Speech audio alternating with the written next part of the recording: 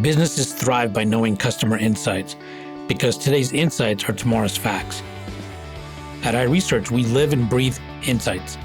And despite searching high and low, we were unable to find a customer insights podcast that answers one of the most important questions in business. Why do customers do what they do? So we launched one. Hi, I'm your host, Darshan Mehta. I'd like to welcome Marc Kerachsky. He is a marketing executive with over 32 experience in healthcare. He is the co-founder of VitalConex and chief marketing officer at AMC Health. At VitalConex, he is responsible for driving the growth by leading a cross-functional team and managing key drivers to become a leading medical product. Prior to his role, Marc also has worked as a writer, blogger, musician, and marketing strategist. His strong track record of success in healthcare marketing and strategic planning has served him well. Marc describes himself as a storyteller with a background in marketing, communications, and creative writing. In fact, he says his first storytelling challenge started with petitioning an increase in the price of ice cream in the 5th grade and working through with the sewage treatment plant right out of college. So, Marc, why don't we start there? Tell me how this journey of yours started, the aha moments you had, and what led you to petition increase in price. Most people were asking for a lower price. We were asking for an increase in price. No, I was asking for a lower. It was definitely lower. It was going 10 cents to 15 cents for a snow cone, and that was a pretty big deal in 1980. I think that was probably my first aha moment, because I realized if you're going to file a complaint or you want to complain, if you could wrap it in a story, you might actually get somebody to listen to you. So when you're going around, I had literally a little blue book. My mom was a teacher, so if you remember those little blue books you used to write essays, I took one, I wrote petition on it, and I went around to get signatures, including from my math teacher, who was not a huge fan of mine, but I guess it was math. It made sense. It was going up by a half 50%. And I just wrapped the story around it and filed the petition. I was not successful. I want to be perfectly transparent. The price did go up to 15 cents, but that was probably my first aha moment. But it did, in all seriousness, teach me that, about the importance of story and actually connecting with people, and the importance of having people see themselves in the story too, right? It wasn't just about me. It was about the challenge that any 10-year-old faces when they're only given a certain amount of lunch money, basically. Yeah. And of course, ice cream is important at that age too. So it's still uncomfortably important at this age. So tell me, what is it about, you mentioned a couple of things about storytelling. One, storytelling work, but two, including people. So tell me, the aha moments you've learned that further deepen this notion that that storytelling works. Maybe you can give me an example or two of what you mean. Yeah, well, it's. I know we're going to get into a little bit more about healthcare, but I think there's a lot of talk about storytelling. A lot of people say they're storytellers, and platforms like The Moth, if you're familiar with it, have really kind of skyrocketed in terms of the importance of people telling their own personal stories. And the reason that has worked is because people can recognize themselves in other people's stories, right? And if you can start to recognize yourself in whether it's a story or not, there's an openness there that doesn't exist when that's not the case. And we see this in everything from selling music to elections, right? It really is the ability to identify something about yourself. That's what connects people, and ultimately that's what people are after. The one thing that I have learned is another aha moment, if you will, from a business but also a professional perspective, is that it's not just enough to be a good storyteller or understand the power of stories. Stories can also be used for nefarious reasons, right? I mean, people who are very articulate can manipulate stories to invoke fear, or you can use stories to inspire and show empathy and provide hope. So it's important to understand not only the role of the storyteller, but also the person who's receiving the story as well. Yeah, I think what you're saying is basically stories can evoke emotions, and it can also evoke and experience that people can have. And I think that's really important. But I think one of the key things you're talking about is that people need to be able to identify. It doesn't have to be the story, it doesn't have to be about them, but they need to be able to relate to it. And it's one of the things that ultimately helps you connect. So tell me a little bit about what you're doing at VitalConex, and also I'm sure storytelling is a big part of what you're doing as well. So tell me how that's being incorporated in what you're doing at VitalConex. It's a huge part, and VitalConex actually was born out of an aha moment, but not just mine. It was an aha moment that I had with somebody who I was working with at a Fortune 500 company at the time, also in marketing. And the aha moment started with a customer, which might be applicable to this podcast. Huge amount of time and money spent to bring customers together to educate them. So we provided a lot of healthcare education in the space that we were in, but also to do a little bit of a dog and pony show about our innovative platform and how we work competitively versus others. And when I say time and money, I mean significant time and money.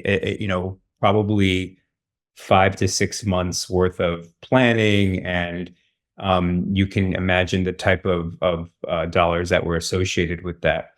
And the reality is that everybody kind of pat themselves on the back after the event, but it didn't move the needle in any real way, right? We weren't gaining any new traction, and we had to kind of figure out why. And the reality is, it comes back to the receiver of that story. So we're telling a story that we wanted people to believe, but it didn't match their reality, particularly what was happening trend-wise in the healthcare industry in the largest market. In this case, it was North America. We were global, but this was North America focused. And also just with some of the dynamics that were happening with respect to the company. At the same time, the organization that we worked for was undergoing a huge transformation. And we had another customer, which was the employees, and the engagement by which those employees were not engaging with the company. And the same kind of challenge, which was lots of time and effort spent in terms of helping to market from an internal communications perspective, this transformation, what we're doing, why it's good, and not getting a lot of traction. And the aha moment for us, Leslie and myself, was that it's because there was really a lack of trust, right? So the trust in not only who was delivering the message, but that there was a match between the reality of everybody's experience and the story that was being told. And so VitalConex was born out of that need to bring together this platform of driving real psychological safety, right? Not just saying we have ground rules as a team, but what are the things that people are coming into these meetings and interactions with that we're not even thinking of, in order to then truly brainstorm and be creative and move the needle. And this is a huge need culture-wise across organizations. And that's really the impetus for VitalConex. So tell me exactly what VitalConex does.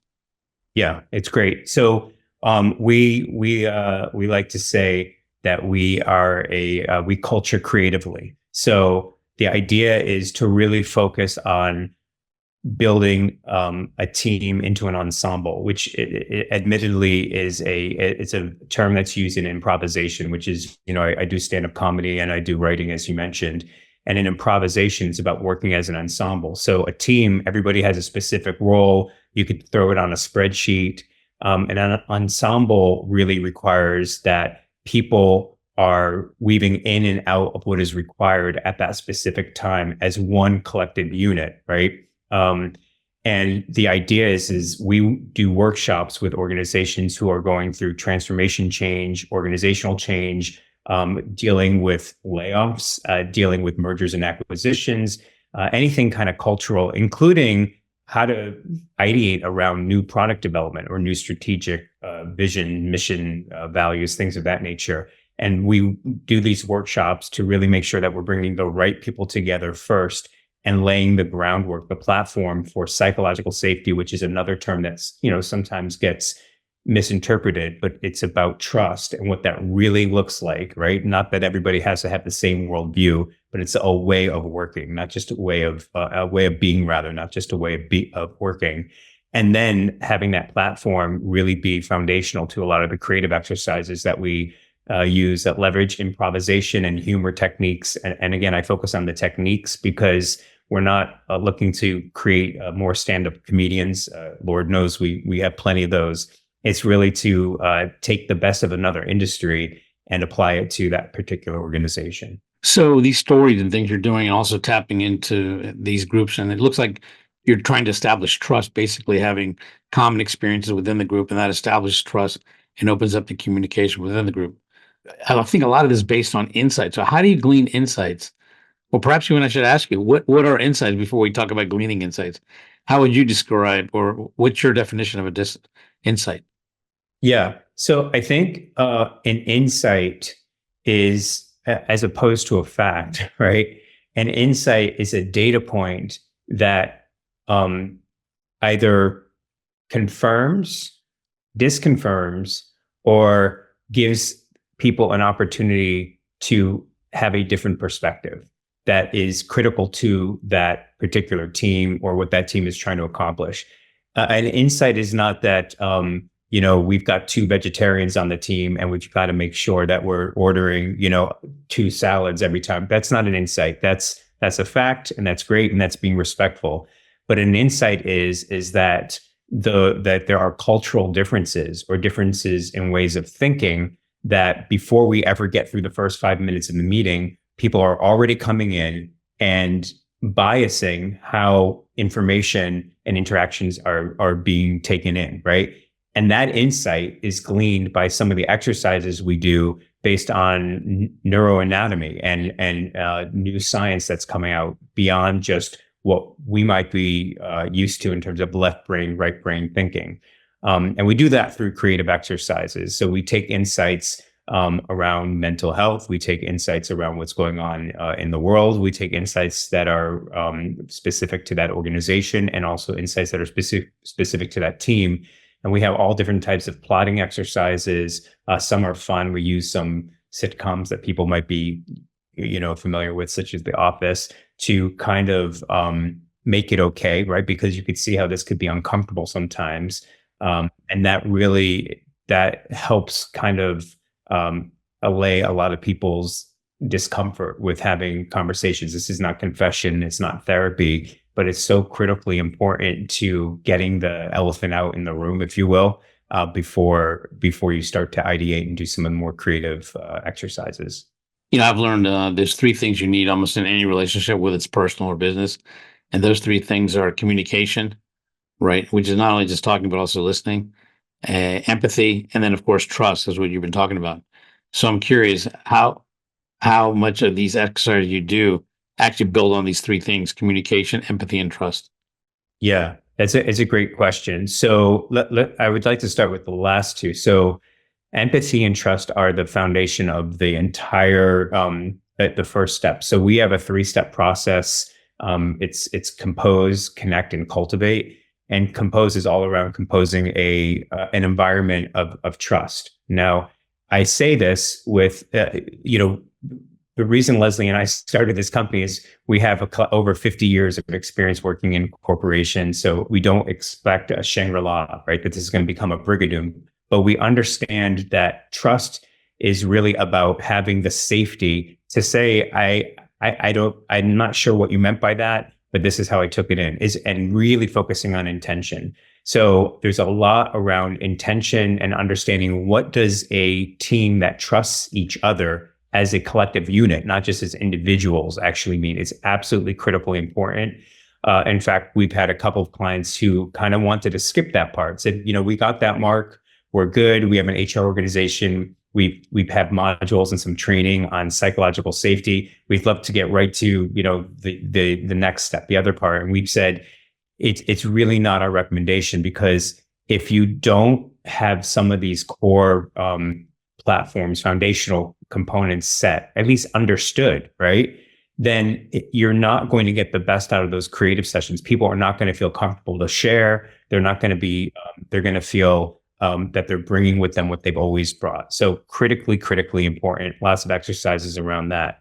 The second step is connect. And this is really around connecting ideas together that you might not otherwise do. I use a lot of exercises around joke mapping. So when I'm writing a comedy, for example, if I want to connect a toaster to David Bowie, and there's no direct link. Where this really comes in is when you're ideating around ideas that you might be stuck on. A lot of people come into meetings saying, I feel like it's Groundhog's Day. I've been here before, and this is a great way to do it and connect. The communication piece comes in, to your point, because it's not just communication, it's also the collaboration piece. And to your very good point, the most important part of communication is listening. And one thing that I like to tell groups that they might not know a lot is people who do improvisation, improv work. The best improvisers are not extroverts, which is not what you would think. They are the introverts. And the reason is the introverts tend to be much, much better listeners, much, much more observant. And we use a lot of techniques from improvisation, lots of different improv exercises to make sure that the connection to communication and collaboration is very, very clear in the second part of the exercise. And then the third part is toward the end, which is, we just call it cultivate, which is about cultivating an environment in which some of these things can simply be embedded into the team after VitalConex leaves. So there's some level of sustainability. It's not just a feel-good exercise. It actually is something tangible that they can use in the future. Yeah, you put them on the path to continue improving and growing with this. So I'm curious, most people don't have empathy. So how do you address that? And how do you increase or improve someone's empathy? Well, it's interesting. I don't know if most people don't have it or most people don't feel comfortable expressing it, but the outcome is probably the same, which is, yeah, it's not like people can't have it. It's just that whether they exercise it. yeah, it doesn't show up. And I think this is a very important point that you bring up because, and I'll share my opinion. It's very heartening, right, to see, LinkedIn is turning a little bit into a confessional. I don't know, maybe that's my opinion, but there's lots of talk about DEI, and mental health and mental wellness. Yet what you see on LinkedIn versus what you feel in a real environment in the workplace, particularly when things are difficult, there's a big gap there. There's still a very, very big gap. And that's because at the end of the day, there is still largely the most articulate person who speaks up is more of the extrovert, more on the aggressive side, still sort of gets the accolades, right? There a lot of these businesses are there to make money, as that's kind of how capitalism works. And there's not a place for empathy. The issue is that empathy, authentic empathy, particularly as it's done in storytelling, is the thing that actually can be a game changer, right? Because it could allow people to feel more open, right? As opposed to feeling vulnerable. It's everyone talking about vulnerability, which sounds great, but there's some risk associated with that. But being open because it's a safe space is critically important. And so the way in which we allow empathy to be okay is to first showcase why it's actually a positive component from a business perspective. And that happens in the compose phase of the workshops we do, in the psychological safety and trust.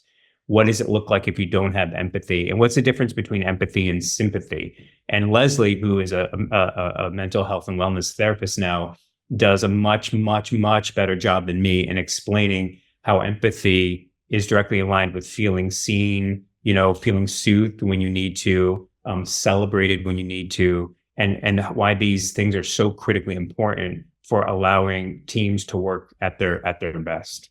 No, it makes sense. And if you think about it, ultimately what you're trying to do in all these things is you want people to connect. And once they connect, you want to establish a level of trust that they can then feel free to think and openly express their thoughts and opinions. It's one of the things that addresses a key part of what most people want or most people think they lack, right? And that is they don't feel respected or heard. And empathy does not mean agreement. It just means you're able to step out of your shoes into the other person's shoes and just see their viewpoint. But that doesn't mean you have to agree with it. It just means that you actually understand it so that you can actually discuss it and maybe articulate why you do disagree with it or why you don't, think that's the right. But empathy is just that part, at least acknowledging.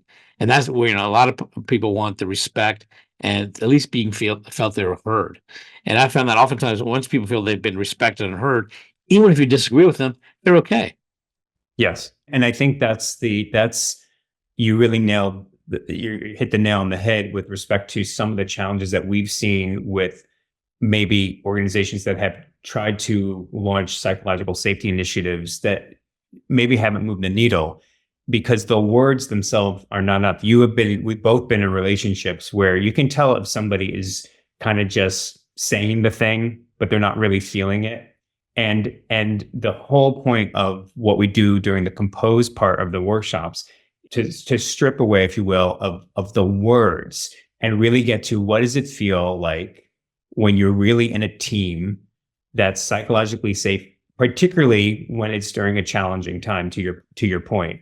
And Leslie, the one thing that I think is a real, I like to say it's great having a stand-up comic on the team, but I mean, let's be honest. I mean, having a therapist is a huge bonus for us because, and she says this, she deals with patients and clients all the time where they have different worldviews. There's no question that they do not see eye to eye, and yet they have a mutual respect in that relationship that allows things to continue to progress.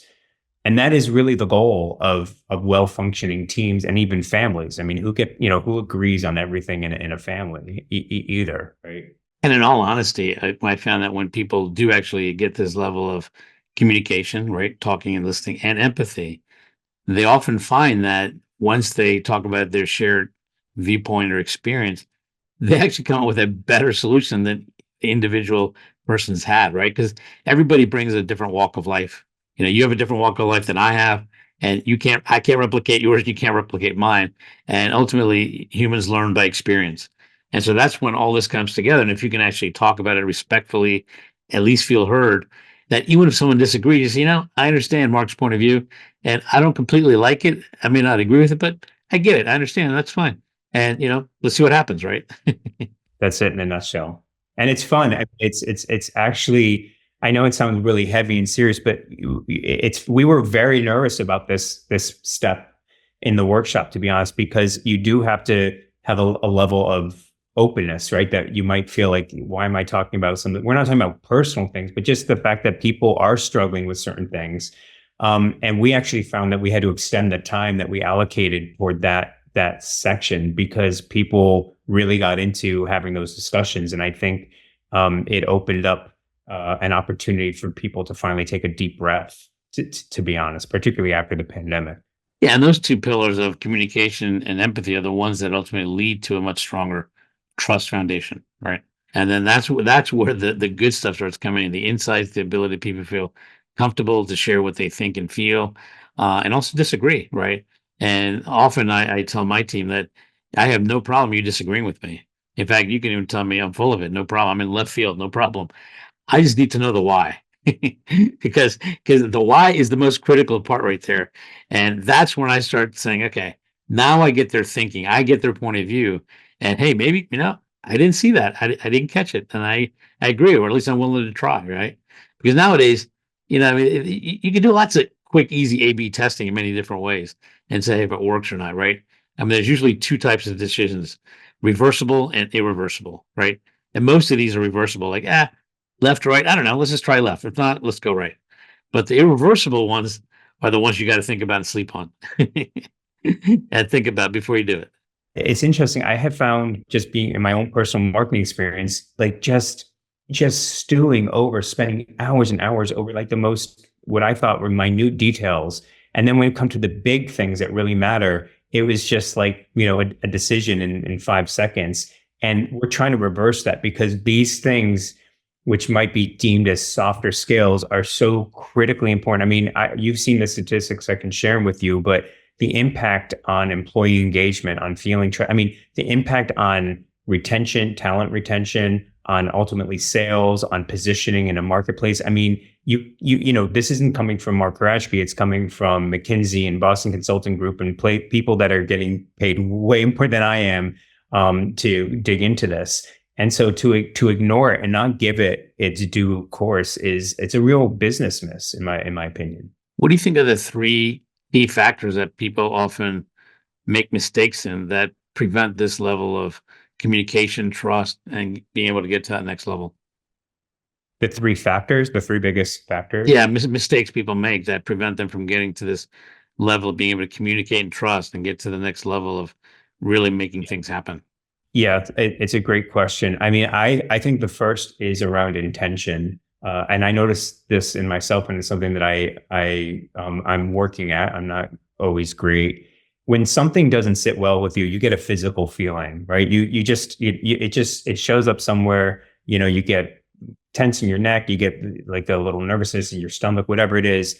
And I think it's a little bit like an alarm clock. Something is waking me up. And I think one of the biggest mistakes is this idea of, you've probably heard it in other capacities, of reacting versus responding. And there's just a little pause between reacting and responding that allows you to just ask, okay, what was his or her or their intention?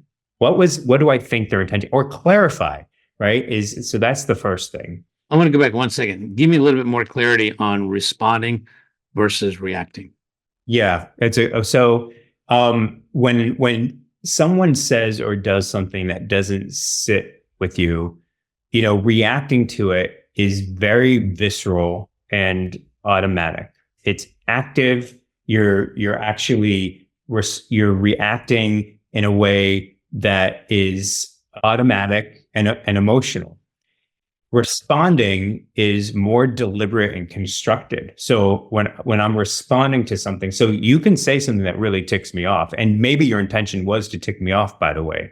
But if I was going to react to you, I would immediately tick you off. My reaction would be to just, we're playing tennis and I'm just going to tick you off. It's my turn. But if I'm going to respond, I'm going to take a pause and say, okay, something that you said really made me upset.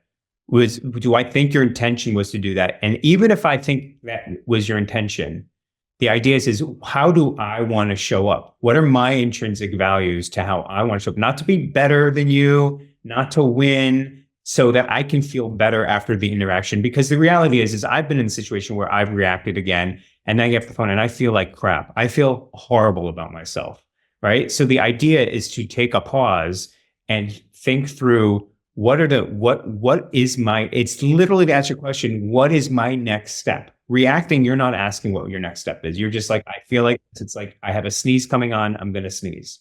And that's basically the difference.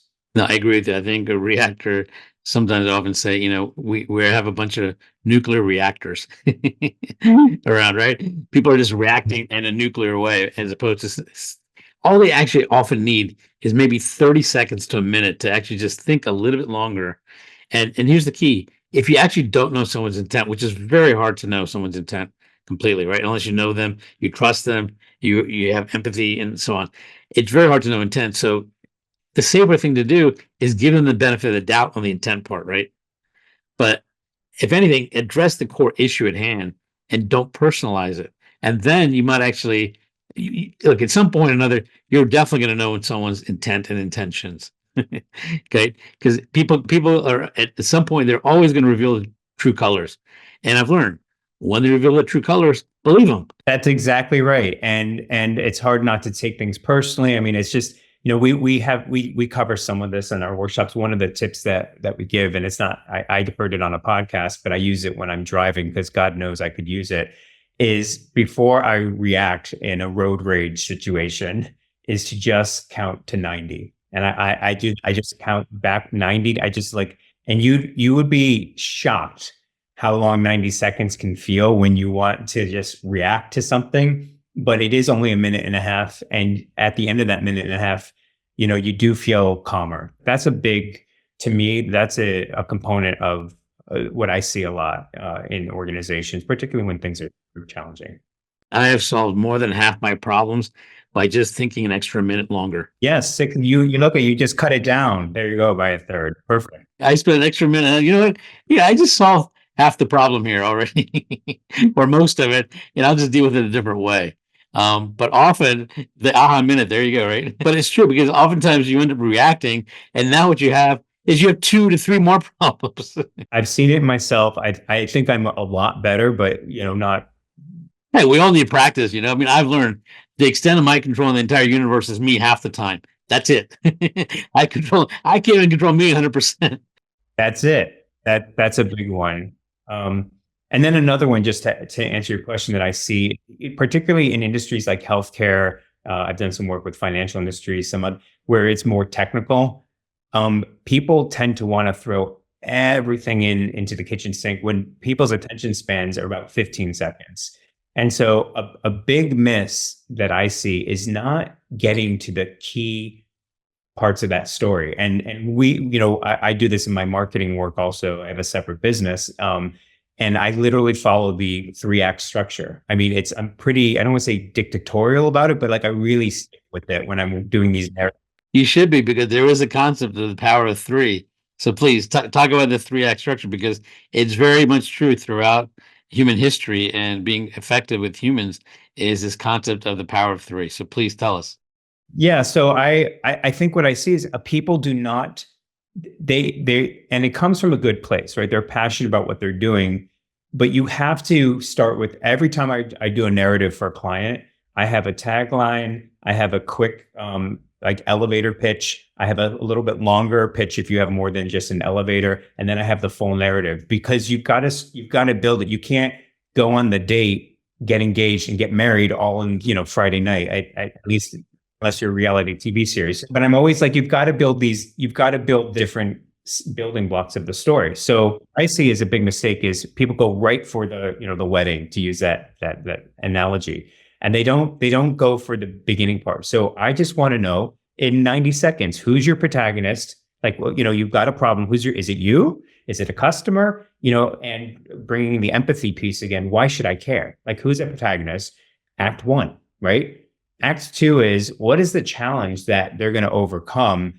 And I always say, who is that protagonist's Avengers team? So I grew up with the Super Friends, Superman, Wonder Woman, Aquaman, all of them. But they were called the Super Friends, and they tackled problems together. One of them might be the protagonist of the story, depending on the story, but they needed their team, which is critically important for the culture work that VitalConex is trying to do. The reality is that nobody, does it alone, right? So you got your protagonist, your challenge, and the team that they need to overcome that challenge. And then what's the final? If I follow you, what's going to be the outcome? Act 3. And typically, what happens is it just turns into, it could be like every feature and benefit you could imagine. It could be every problem and challenge you can imagine. And there's a real discipline to driving a story that is clear, understood, and relevant. And sometimes people get 1 or 2 of those, but they don't get all 3. And it has to be clear, it has to be understood, and it has to be relevant.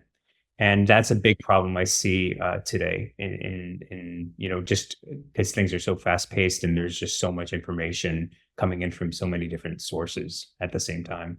Yeah, but to be honest with you, there's always been noise in business, right? There's always noise, right? And the key is, differentiating through the noise to the core things that are really important. And I think you brought up an interesting point. A lot of times when people are having conversations, they're throwing anything and everything from the past, even though that's not really relevant to the current problem at hand. But all these, past slights or things that went wrong are brought in. And at this point, obviously, everyone knows you can't change the past. And it's not going to help bringing in everything from the past to help resolve the current situation. So it's better to just focus on the current situation and get through it, and not bring in and add more complexity to it that's unnecessary, because then that leads to evoking those emotions and those reactions that are just not going to help anyways, right? Yeah. So what's the third thing? Yeah. So the third thing is, so we've got the intention, right? We've got the storytelling. And then the third thing that I think people get snagged on sometimes has to do with being honest with yourself. Let's put it that way, right? So here's what I mean by that. If I'm going to be given a task, right, I'm going to choose to do that task for one of a few reasons. I'm going to do it because it's going to make me feel better. I'm going to do it because you're going to actually think I'm great and then want to promote me. Or I'm going to do it because it's just, you know what, Mark, it's just, I don't want anyone on my back anymore. Just get it done with, right? Right. But I have to be honest with myself, because kind of to the beginning of our conversation, if you're giving me a task and then you want me to get up in front of everybody at a town hall and talk about how incredible this task is to the vision of our company, and I don't see that, right? I'm not going to fake that. I think we don't give people enough credit. They might not tell you that you're not coming across authentically because it's not safe to do so, right? It could be a hierarchical thing, but they absorb that.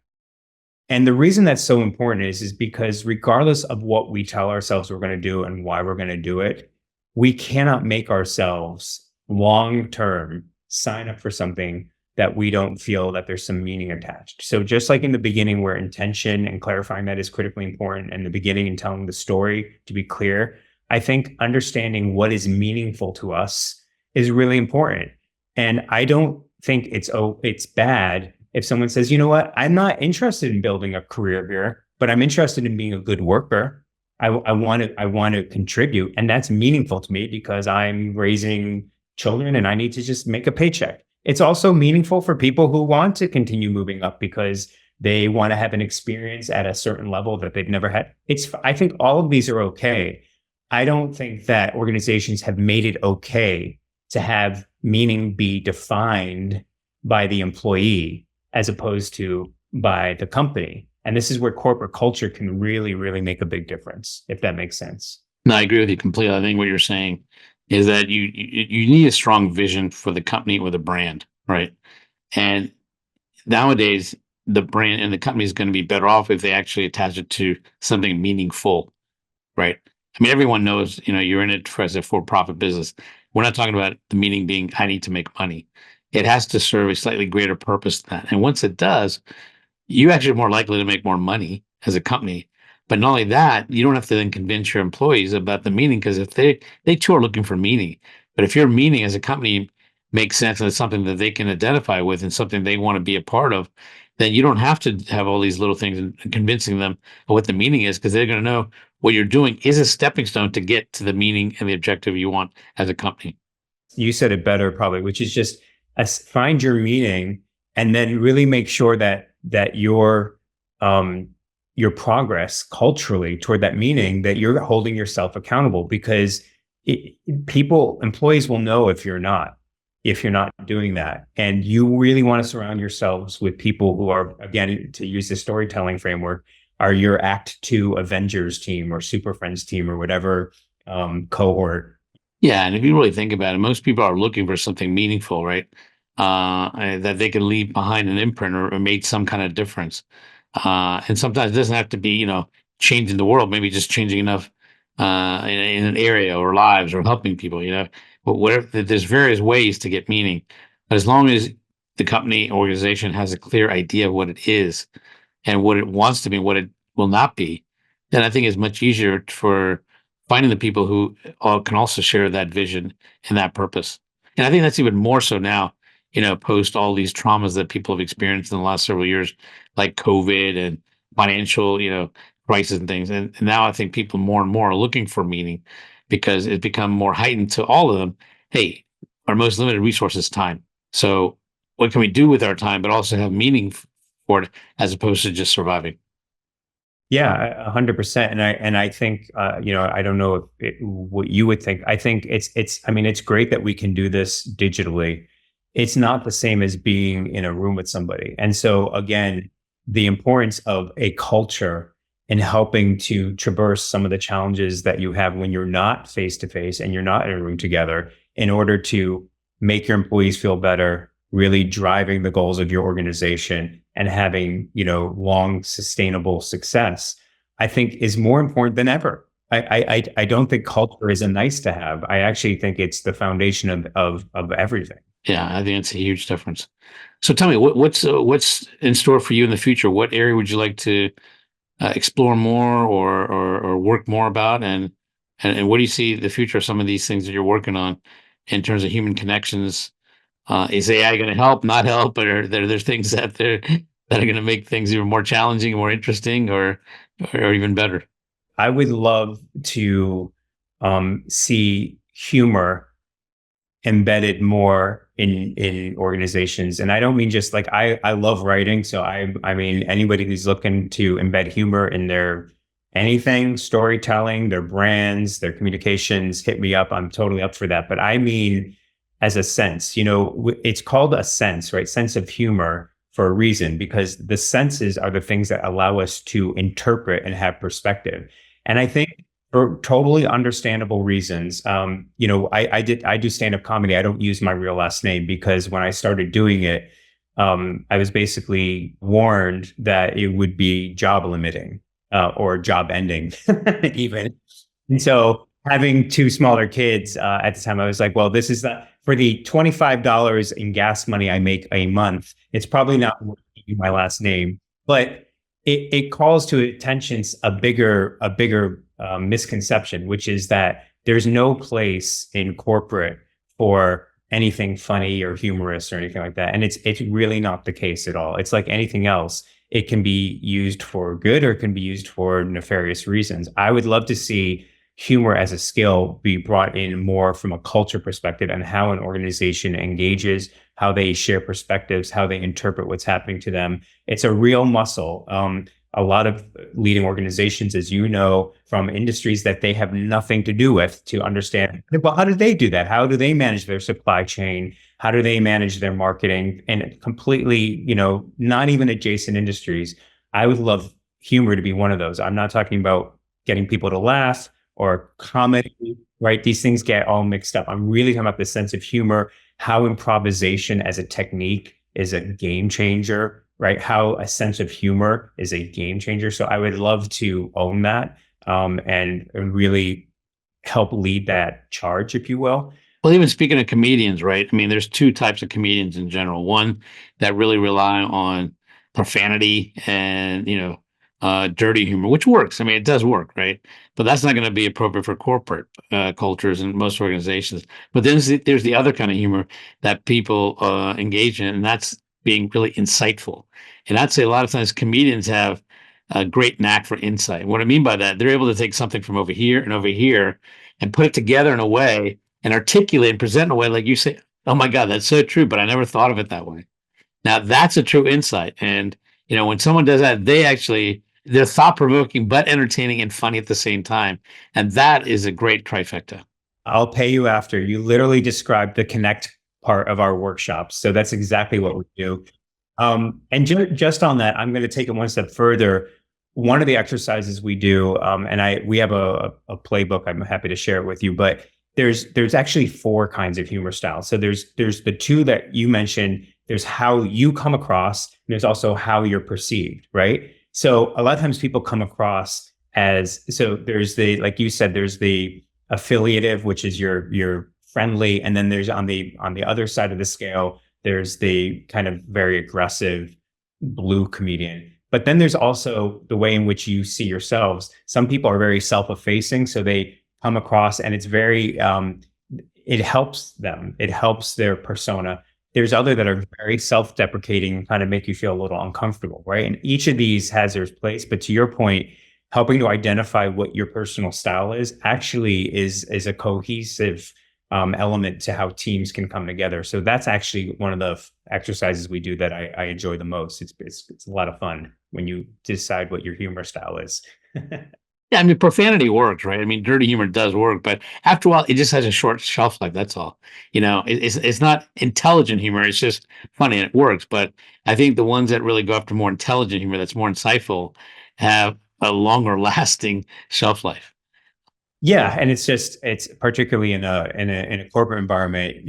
That's where you really want. That's what you want, right? Yeah. So I want to ask you. I usually ask my guests the last question: if you could have lunch or dinner with anyone in your industry or comedy or whatever you like, who would it be and why? Oh boy, that's a. I was actually just thinking about someone that I wanted to have dinner with. He's not in my industry, but I want to have dinner with Sam Harris. I don't know if you know who Sam Harris is. Yeah. So he wrote this book called Waking Up, and he has a podcast called Waking Up. I don't agree to our earlier point. So he's a very, very, very bright guy. Like went to Stanford and got his degree in neuroscience. He kind of played around with psychedelics at one point. He has a meditation app. He's a very interesting guy, and he's way above my intellect, right? Very, very bright guy. I don't necessarily agree with everything, but he forms arguments so well and is so interesting that he's somebody that I would really like to connect with. And then from a comedy perspective, Nate Bargatze, I think he's the kind of guy that I'd like to open for if he's looking for an opener. So that would be awesome. Why? Why do you like his humor? He's a middle-aged guy, and he's kind of self-deprecating, but not in a bad way. He's just so relatable to just the absurdness of just life and trying to navigate life. And he and I write very similarly. And I think he's somebody that ultimately, as a comic, if you can relate to more people than less people, I think especially today's day where everybody gets offended. So I'd love to hang out with him. Really, really talented guy. Yep, sounds good. Well, listen, Marc, it's been a pleasure talking to you. I appreciate it. And yeah, thank you. Look forward to one of these days seeing you as a stand-up comic, but I'll have to look for a different last name. yeah, exactly. Well, thanks so much. This is great. I really appreciate it. Thank you very much. All right, take care. Getting to AHA was brought to you by iResearch. To find out more about us, head to iResearch.com and make sure to search for Getting to AHA in Apple Podcasts, Spotify, and anywhere else podcasts are found. And don't forget to click follow to ensure you don't miss any future episodes. Thank you for listening.